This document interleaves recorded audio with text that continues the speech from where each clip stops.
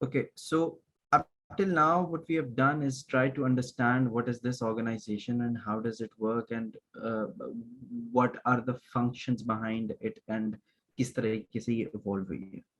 अब हम आते हैं इसके करंट सिनेरियो के ऊपर कि अगर कोई प्रेजेंट कोई जियोपॉलिटिकल या जियो इकोनॉमिक क्राइसिस चल रहा है तो उसमें ये चीज कैसे रेलेवेंट है। देखिए, European union, it was one of the most important and one of the most successful political and economic alliance. It still is, ठीक है, but it is in trouble now. Why is it in trouble? Because you're across the European continent, जो European countries जो कि European union का हिस्सा हैं, उन्होंने agitation show करनी शुरू की है towards the European union policies. और इसकी जो हमें सबसे बड़ी एक स्टार्क और सबसे बड़ी क्लियर एग्जाम्पल मिलती है वो ब्रेग्जिट की है। ठीक है, कि इतने ज्यादा ताल्लुकात यूके के और यूरोपियन यूनियन के खराब हो गए कि यूके निकल गया। वो तो हो गया, लेकिन इसका मतलब ये नहीं है कि बाकी कंट्रीज को भी यूरोपियन यूनियन से प्रॉब्लम नहीं, प्रॉब्लम्स हैं मजीद कंट्रीज को भी। ठीक है, और यही हमारा जो एक मेजर फोकस होगा। अब मैं जो ब्रेग्जिट हुआ उसके बारे में तो अभी हम डिटेल में बात करने लगे। वजह ये है क्योंकि वो हो चुका है, और दूसरा ये कि अगर आप बाकी कंट्रीज के मसाइल को भी देखें तो उनकी जो नेचर है कि प्रॉब्लम्स देखिए ना, you are part of a group, why do you leave that group? because you have certain issues with it and you think that you can exist without this group। ठीक है, Brexit की तरफ मैं आता हूं तो मैं आपको बता देता हूँ शीरीन, 2 मिनट आप वेट कर लीजिए। अरवा करते हैं डिटेल में बात, अभी मैं ब्रेग्जिट में नहीं बता रहा आपको, please listen. why do you leave a group? Because you think that being part of this group is not good for me, or you think that you can survive without this group। लेकिन हर कोई तो इस तरह नहीं होता ना। देखिए, ऐसा भी तो होता है, let's say you're part of an alliance, you have a problem with it but you can't leave it because you know that leaving it would be more detrimental than you staying in it। तो ऐसी countries भी हैं जिनको एतराजात हैं European union से, but वो निकल नहीं सकते क्योंकि वो निकलेंगे तो उनको नुकसान ज्यादा होगा। वो किस तरह की पॉलिसीज हैं, किस किन चीजों के ऊपर यूके को एतराजात थे ईयू के साथ कि ये सब हुआ? तो सबसे पहला सवाल जो हमें अपने आप से पूछना चाहिए, जो कि एग्जाम में आपके लिए बहुत रेलेवेंट है, वो ये वाला बनता है कि व्हाई डिड इट हैपन। ठीक है, इसको किसी भी वर्डिंग में आप लिख लें, but what were the reasons behind Brexit? Brexit होने की वजूहात क्या थी? ये एक बड़ी इंपॉर्टेंट एक एलिमेंट है जो हमें क्लियर होना चाहिए। Before I start telling you, आप में से अगर मुझे कोई कंट्रीब्यूट करना चाहिए, and keep that in mind, I am assuming कि आप लोगों को नहीं आता, like you guys don't even know the word Brexit, this is what I am assuming, और मैं ऐसे ही चलूंगा। सो अगर आप में से कोई कंट्रीब्यूट करता भी है तो मैं बाकियों के लिए कह रहा हूँ कि वो घबराने वगैरह की इसमें वो करने की जरूरत नहीं है। That's what our job is, to take everybody along. But I just want to try make a point है, why do you think Brexit happened? जिसको पता है वो पॉइंट कोई दीजिए मुझे।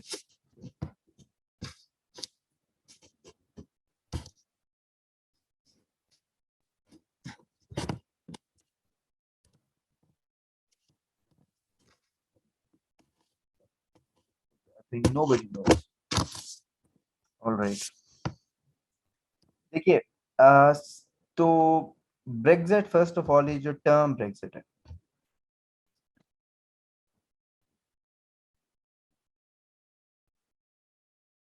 no there was no security threat Momina, security threat नहीं था।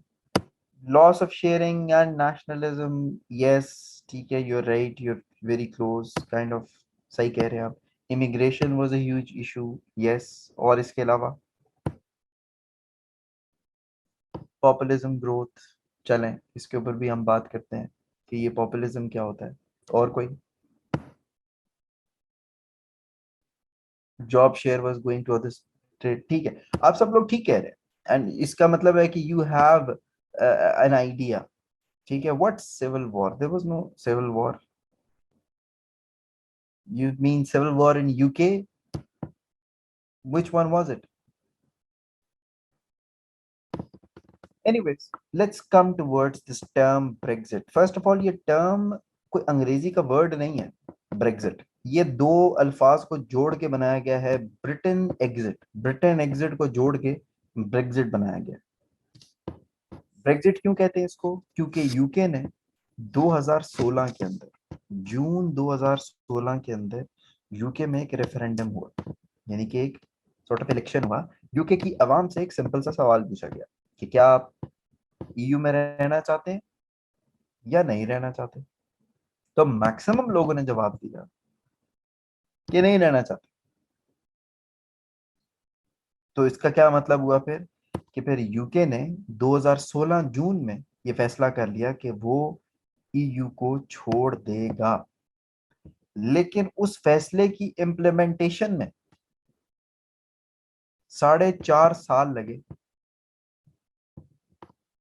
जो ब्रेग्जिट इनिशिएट हुआ है, ये बात मैं आपको बता दूं, क्लियर कर दूं कि ब्रेग्जिट जो इनिशिएट हुआ है वो कब हुआ? वो हुआ 1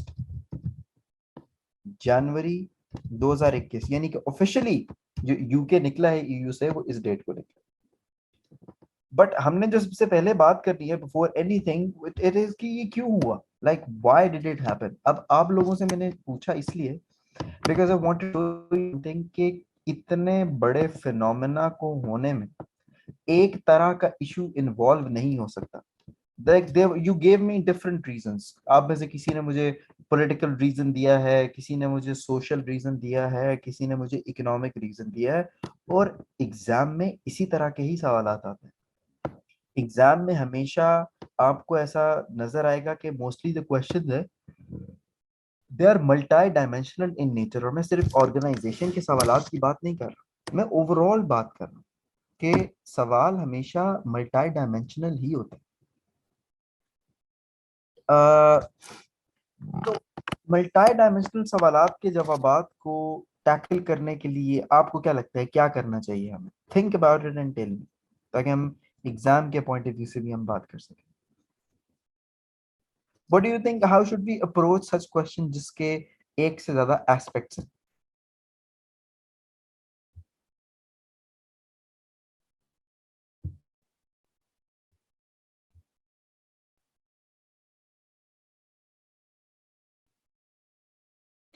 analysis based on different perspectives, अच्छा, और we should discuss all aspects, Zarnish, very good, economic, social, cultural, political, yes, multi-dimensional approach and then convergence, ठीक है।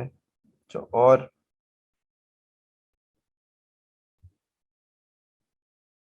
चले, ठीक है, आप लोगों ने जिसने मुझे बताया। तो अब आपने लिखते हुए भी ना ये बातें भूलनी नहीं है।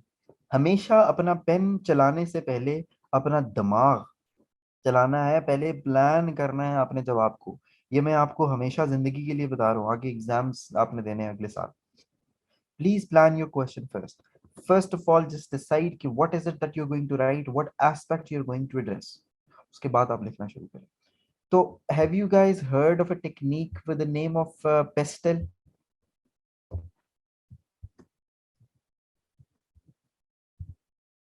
Okay, okay, let me tell you. It's very simple. इसमें कोई रॉकेट साइंस नहीं है। देखिए, पेस्टल एक इट्स जस्ट एन एक्रोनिम जो कि सेल्फ मेड है, इसको आप अपना भी बना सकते हैं। इसको जी पेस्ट भी कहते हैं, जी बिल्कुल। Pastel stands for something. देखिए, P stands for political, E stands for economic, S stands for social, T stands for, let's say, technical or technological, L stands for legal, E stands for environmental। ये एक तरीका है किसी एक multilateral aspect को आप कह लें अप्रोच करने का। टेरिटोरियल भी कह लें, आपकी मर्जी है भाई, जो मर्जी बना दें। इसके अंदर से एक कोई वर्ड निकाल के दूसरा वर्ड डाल दें, ठीक है, एक ई निकाल के एच डालते हैं कि जी हिस्टोरिक। आप, but I am trying to tell you, try and simplify in your mind. बहुत सी टेक्निक्स हैं इस तरह की। तो हम इसी तरह की टेक्निक्स का एक मिक्सचर इस्तेमाल करेंगे। क्यों? ताकि हमारे जहन में हर एस्पेक्ट की क्लैरिटी हो कि हम किस किस चीज की बात करने लगे। ठीक है, तो जी पेस्ट भी ऐसा ही है। तो अगर हम बात करें कि what were the reasons behind it, तो मैं डिफरेंट एस्पेक्ट्स में उसको डिवाइड करूंगा। फॉर एग्जांपल, सबसे पहले I will try and address the historic reasons as to why it happened. देखें, कुछ तारीखी प्रॉब्लम्स भी थे जो कि पुराने चलते आ रहे थे, जो कि ब्रेग्जिट का बायस बने। तो पहला पॉइंट ये है कि यूके की ईयू के साथ जो ताल्लुकात है वो बहुत बुरे थे शुरू से, यानी कि वो इतने अच्छे नहीं थे। आपको याद है ना, मैंने आपको शुरू में बताया था कि यूके को शुरू में तो आने ही नहीं दिया गया यूरोपियन इकोनॉमिक कम्युनिटी के अंदर, लेकिन फिर अल्टीमेटली उसने ज्वाइन कर लिया 1973 के अंदर, उसको इजाजत मिल गई। बट आप ये चीज देखिए कि सिर्फ 2 साल के अंदर, यानी कि इन 1975, जस्ट इन 2 years, यूके ने इलेक्शन करवाया अपने मुल्क में 1975 में, रेफरेंडम, कि क्या हमें उस टाइम, क्या हमें यूरोपियन इकोनॉमिक कम्युनिटी में रहना चाहिए या नहीं रहना चाहिए। हाँ, उस रेफरेंडम का रिजल्ट ये आया कि मेजोरिटी लोगों ने ये कहा कि भाई रहना चाहिए। लेकिन इससे क्या बात प्रूव होती है? इससे ये बात प्रूव होती है कि यूके और ईयू के जो डिफरेंसेस हैं वो बहुत पुराने हैं। एक तो ये हिस्टोरिक रीजन हो गया। एक और ये हिस्टोरिक रीजन आप सुन लीजिए कि जब शेंगन एग्रीमेंट साइन हुआ, शेंगन एग्रीमेंट क्यों साइन हुआ था बताइए? Why was Schengen agreement signed? To achieve what?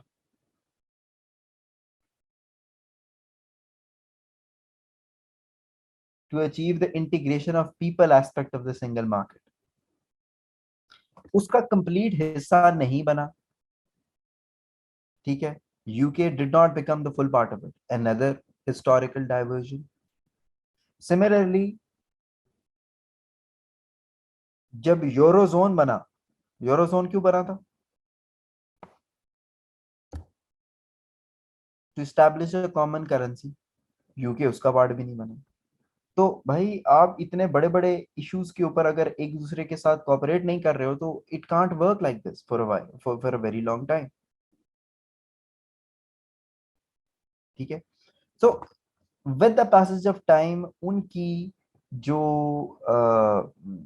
Alliance थी, उनकी जो इंटीग्रेशन है यूरोपियन यूनियन के साथ, वो कमजोर होती थी, and it came to a point where it all boiled down.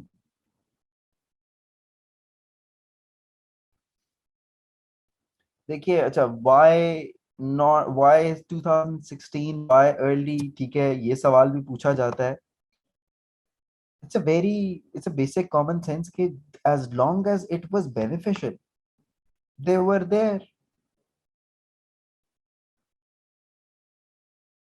And as long as the politics of the country changed, the direction of the country changed, the perspectives of the people changed, they left.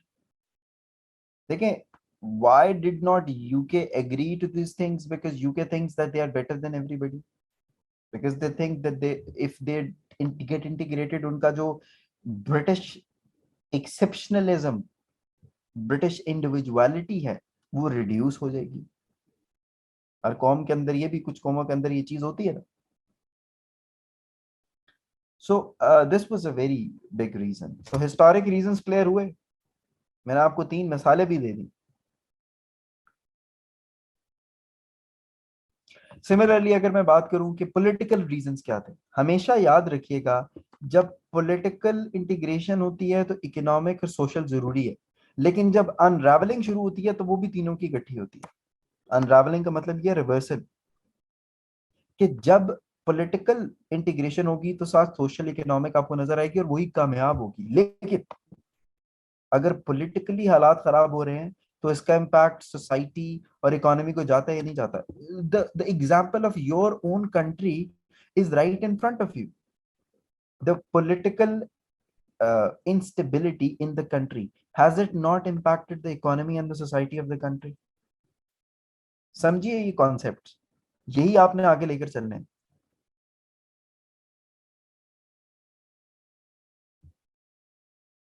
तो जब political आप कह लें कि problems आते हैं तो बाकी प्रॉब्लम्स भी हमें नजर आते हैं। पॉलिटिकली आप ये कह सकते हैं कि यूके को ये लगता था as long as they were there, और इसका मतलब ये हरगिज मत समझिएगा कि the whole UK thought of this. No, it was a very close call.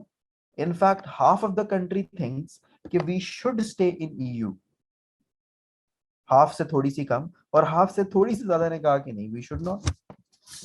वो तो चलो फैसला हो गया, बट जो लोग ईयू के खिलाफ थे वो कहते क्या थे, वो ये कहते थे कि भाई हमें यूरोपियन यूनियन का हिस्सा नहीं रहना चाहिए, क्योंकि अगर हम यूरोपियन यूनियन का हिस्सा रहे तो हमारी जो एक सेंस ऑफ सुपीरियोरिटी है, हमारी जो एक इंडिविजुअल आइडेंटिटी है सुपर पावर की, हिस्टोरिक हिस्ट्री की, वो खत्म हो जाएगी। हमारी खुद मुख्तारी के ऊपर एक आप कह लें कि ठप्पा है ये। क्यों? क्योंकि ईयू के जो अहकामात हैं वो कंट्रीज को मानना लाजमी होते हैं। तो वो कहते थे कि जी हमारी सॉवरेनिटी के ऊपर ये रिस्ट्रिक्शन है।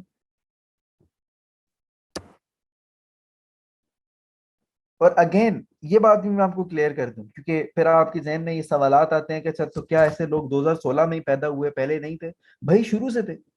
देखिए पॉलिटिक्स जो होती है या पॉलिटिकल पार्टी की एक जो आइडियोलॉजी होती है वो तो ऊपर नीचे जाती रहती है ना। तो 1970s के स्टार्ट से ही ऐसे लोग थे जो कि शुरू से ही इसके खिलाफ थे, लेकिन वो माइनॉरिटी में थे। फिर आहिस्ता आहिस्ता आहिस्ता आहिस्ता वो लोग ग्रो करते गए, और एक पॉइंट आया कि ये काम हो गया। तो यहां तक क्लियर है सबको?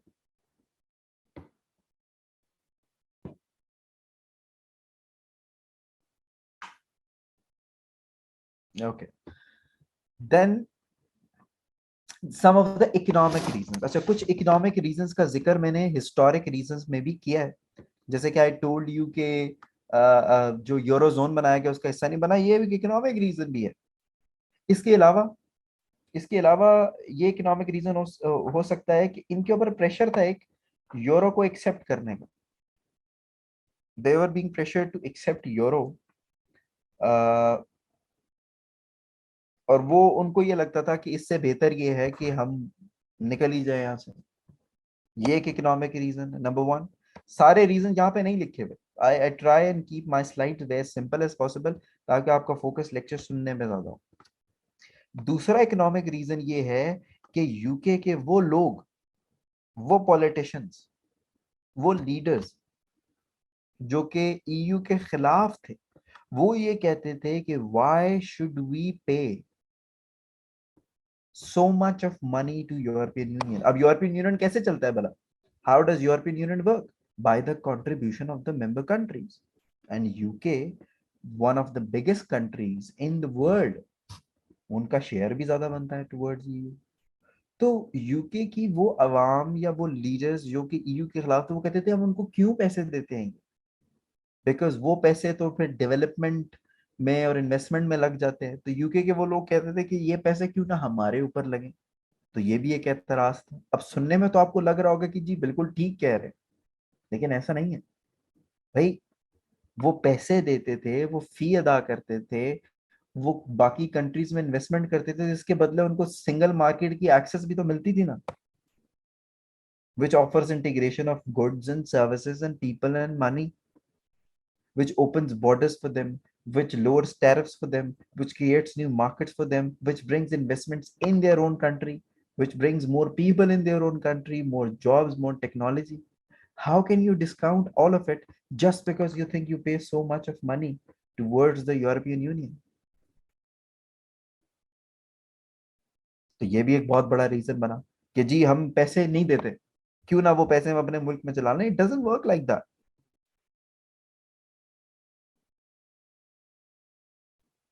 ठीक है। एक और इकोनॉमिक रीजन जो बना यूके का यूरोपियन यूनियन को छोड़ने का, अगर आप लोगों को याद हो तो 2008 में, 2009 में दुनिया में एक बहुत बड़ा इकोनॉमिक क्राइसिस आया था। ठीक है, फाइनेंशियल मेल्टडाउन। अब वो क्या था, क्यों था, वो एक हमारे स्कोप से बाहर की चीज है, लेकिन उस फाइनेंशियल क्राइसिस ने यूरोपियन कंट्रीज को बहुत नुकसान पहुंचाया। और उस टाइम की यूरोपियन कंट्रीज ने ये फैसला किया था, अब समझ लीजिए, कि जो नुकसान हमें हुआ है ये हम इकट्ठे बर्दाश्त करेंगे। लेकिन यूके को ये बात पसंद नहीं आई। ये इकट्ठे क्यों बर्दाश्त करेंगे? क्योंकि अगर हमारी वजह से क्राइसिस नहीं हुआ तो why should we carry the responsibilities of its losses too. तो ये कुछ इकोनॉमिक उनके आपस में एतराजात आ गए जो कि वक्त के साथ साथ बढ़ना शुरू हो गए। अब ये लोगों की लड़ाई तो नहीं है ना कि आज कोई बात खराब हुई है तो कल से बस जीना मरना खत्म हो गया। Countries, commitments, treaties, history, interaction, collaboration, a lot of things at stake. But with the passage of time, it all receded behind. So these are some of the economic reasons. Now, why am I telling you all of this in such manner? मैं आपको सिर्फ ये नहीं बढ़ा रहा. I'm trying to connect the dots of whatever has happened or happening in the world right now. हर चीज एक दूसरे से connected है. तो इसी तरीके से आपने आगे भी चलना है. तो हमने हिस्टोरिक रीजंस डिस्कस कर लिए, पॉलिटिकल कर लिए, इकोनॉमिक कर लिए. ये जो बेनिफिट्स टू इमिग्रेंट्स है, ये किस तरह के रीजंस है? What do you think?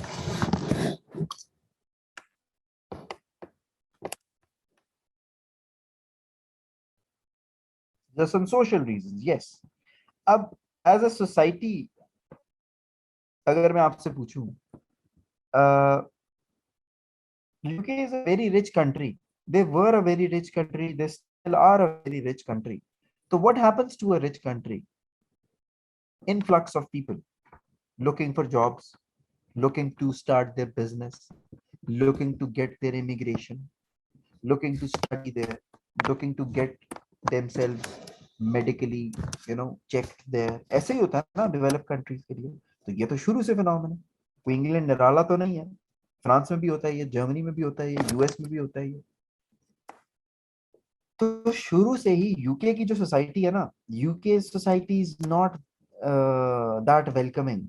अगर आप में से किसी का यूके का एक्सपीरियंस रहा है रहने का या जाने का, या आपके कोई रिलेटिव आप किसी को जानते हैं या किसी दोस्त को, तुमसे जरा पूछेगा, UK society is a generally racist society. They have this sense of superiority as if they are still the kings of the world.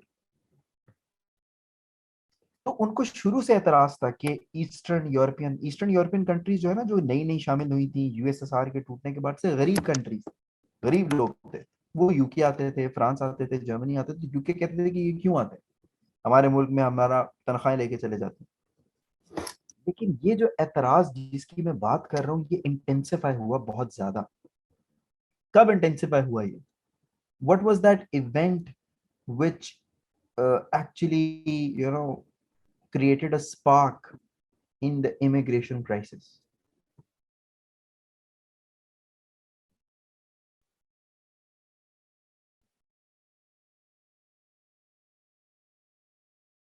It was the Syrian civil war.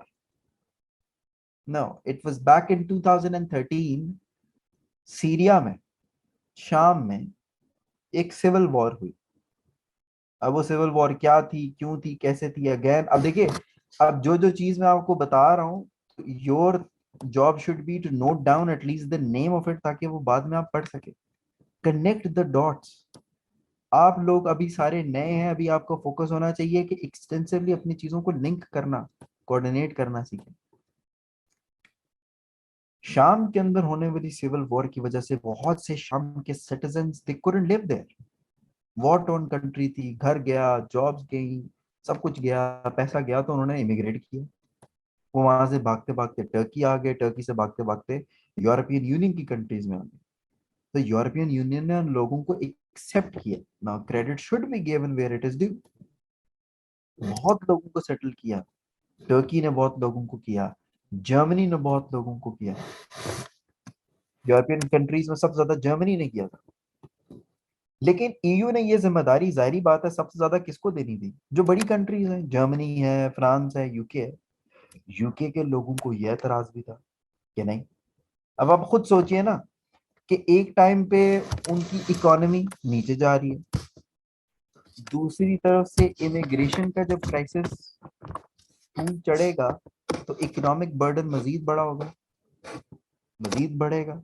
उनको इस चीज से एतराज था. उनको इस चीज से भी एतराज था क्योंकि उस टाइम पे एक वेव, एक टाइड ऑफ इस्लामोफोबिया भी तो चल रही, जो कि अभी भी चल रही है, आपके सामने ही है। तो इन सारी चीजों को अगर हम इनकॉर्पोरेट करें तो हम इस कंक्लूजन पे पहुंच सकते हैं that that immigration crisis sparked that controversy which lies around the immigration influx in Europe and particularly in England, and they don't like it. So they thought, okay, why not leave the European Union so that we can get rid of the this influence of European Union, because it was European Union who told them to accept those people. So get our borders back. ये वाली बातें शुरू हो, ये बात भी clear है?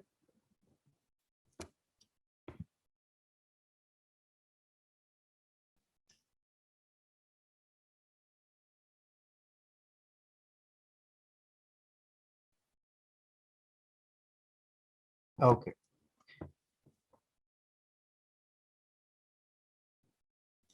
No, Sarah, it did abolish its boundary. European citizens जाते थे यूके में बगैर वीजा के जाते थे, बट अगेन अच्छा मैं थोड़ी सी अगर डिटेल में जाऊंगा तो वो अननेसेसरीली कॉम्प्लिकेटेड हो जाएगा, you don't need to know it, but चले आप अगर आपने पूछ लिया तो मैं आपको बता देता हूँ कि जो नॉन यूरोपियन लोग थे ना, जैसे फॉर एग्जांपल एक पाकिस्तानी है, एक पाकिस्तानी शेंगन वीजा लेके यूके नहीं जा सकता था, तो वो नॉन यूरोपियंस के लिए उन्होंने डिफरेंट लॉज बनाए हुए थे यूके ने अपने लिए।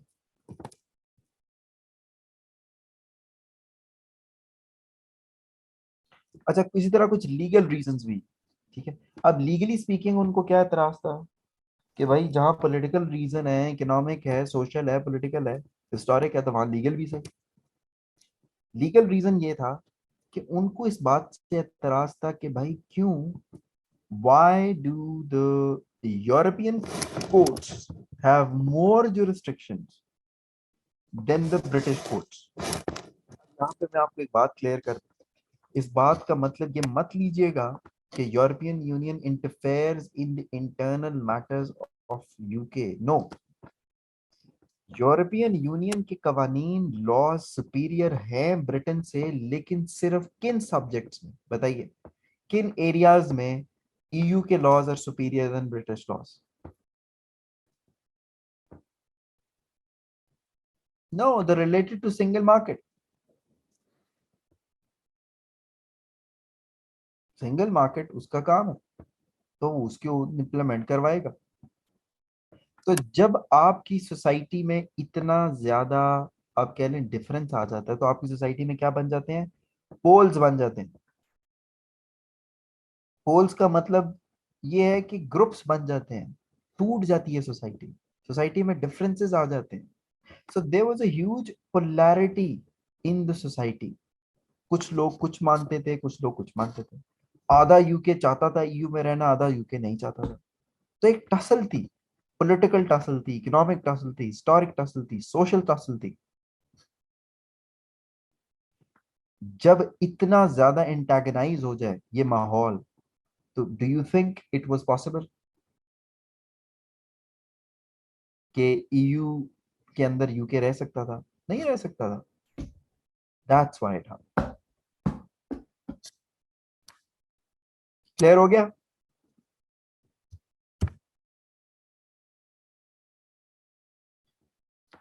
ना? यहाँ पे एक सवाल ये भी पैदा होता है, मैंने आपको बताया कि इलेक्शन हुआ था 2016 में, लेकिन ब्रेग्जिट शुरू हुआ 1 जनवरी 2021। तो इस 4.5 सालों के अरसे में आखिर ऐसा क्या हुआ, क्यों 4.5 साल का अरसा दिया गया? तो देखिए बात ये ना कि ऐसा तो नहीं था कि उनका आपस में कोई कांटेक्ट या कनेक्शन या इंटरेक्शन या कोई पार्टनरशिप नहीं थी। भाई UK was part of EU and they couldn't just leave. इनके आपस में कुछ डील्स थी, कुछ एग्रीमेंट्स थे, सबको डिसाइड करके जाना था। तो उन चीजों को फाइनलाइज करने में टाइम लगा। 4 मेजर नेगोशिएशन पॉइंट्स थे जो कि यूके और ईयू के बीच में तय पाए या तय पाने की इंटेंशन शो की गई। Number one was divorce bill. अब in very simple terms what's a divorce bill, देखिए डिवोर्स बिल का मतलब ये है कि UK divorced EU, right, because UK wanted to leave EU, तो it was UK who divorced EU. 2016 तक तो मेंबर थे ना, तो 2016 तक उनकी कुछ कमिटमेंट्स होंगी, उन्होंने आगे फ्यूचर में कोई इन्वेस्टमेंट सोची होगी, उन्होंने आगे कोई आप कह लें कोई प्रोजेक्ट बनाना होगा, चाहे वो 15 साल बाद बनाना हो, लेकिन उस टाइम तक तो कमिटमेंट थी, तो वो कमिटमेंट पूरी करना is known as the divorce bill. अब यूके की जितनी भी कमिटमेंट्स है यूरोपियन यूनियन के साथ, इवन आगे भी, वो पूरी करनी पड़ेंगी उसको, अगर वो कमिटमेंट 2016 से पहले हुई है तो बिल्कुल पूरी करनी पड़ेगी। तो वो जो पैसे जो देने हैं यूके को ईयू की तरफ, वो देने पड़ेंगे। That was divorce bill. अब इसकी कोई अमाउंट तय नहीं है, लेकिन वक्त के साथ साथ जब भी जरूरत पड़ेगी वो उसको वो पैसे देने पड़ेंगे। Clear?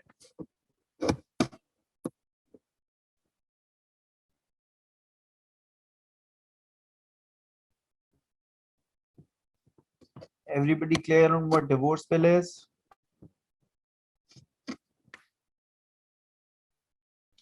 Okay, citizens rights. Citizens rights very simple thing to understand. देखिए मैंने आपको बताया चूंकि फ्री मूवमेंट ऑफ पीपल था, तो hundreds and thousands of UK citizens used to live in the rest of the European countries, and hundreds and thousands of the rest of the European country citizens used to live and work in UK. Single market है, free movement of people है, लेकिन अब तो Brexit हो गया है। Brexit हो गया इसका मतलब है UK is not part of it. तो फिर क्या किया जाए, उनको लोगों को उठा के बाहर फेंक दिया जाए कि now you are illegal? No. अगर ये किया जाता कि यूके के अंदर से बाकी यूरोपियन को बाहर निकाला जाता और बाकी यूरोपियन कंट्रीज यूके के सिटीजन को बाहर निकाल के भेजती थी, it would have create a crisis, an immigration crisis, an economic crisis, a social crisis. तो उसका हल निकालना भी जरूरी है। इसका हल उन्होंने ये निकाला कि फॉर 10 इयर्स किसी बंदे का सिटीजनशिप का जो स्टेटस है वो चेंज नहीं होगा, यानी कि जो जहां है उसको वहां पे रहना दिया जाएगा। 10 साल के बाद अगर वो लोग वापस जाना चाहें तो वापस चले जाएं, रहना चाहें तो अपने पिछले मुल्क की नेशनैलिटी छोड़ के नई नेशनैलिटी लेके रह। ये सिटीजन राइट्स के लिए फैसला किया, यानी कि अगर एक जर्मन है और वो यूके में, और वो यूके में ही रहना चाहता है, तो उसको अपनी जर्मन एंड यूरोपियन नेशनैलिटी छोड़ के यूके की नेशनैलिटी लेनी पड़ेगी, तब वो रह सकेगा। तो it was a fair deal. उनका ठीक है, लोगों को जहां मर्जी होगी वो वहां पे नेशनैलिटी ले लेंगे। तो ये दो मसले तो आराम से तय हो गए। प्रॉब्लम आई आखिरी दो इश्यूज पे, trade deal and the good Friday agreement के ऊपर जो प्रॉब्लम थी उनकी। First of all trade deal, what was trade deal? देखिए ट्रेड डील क्यों जरूरी थी पहले मैं आपको ये बता दूं। Why do you think it was important? चले आप मुझे अगर कंट्रीब्यूट करना है।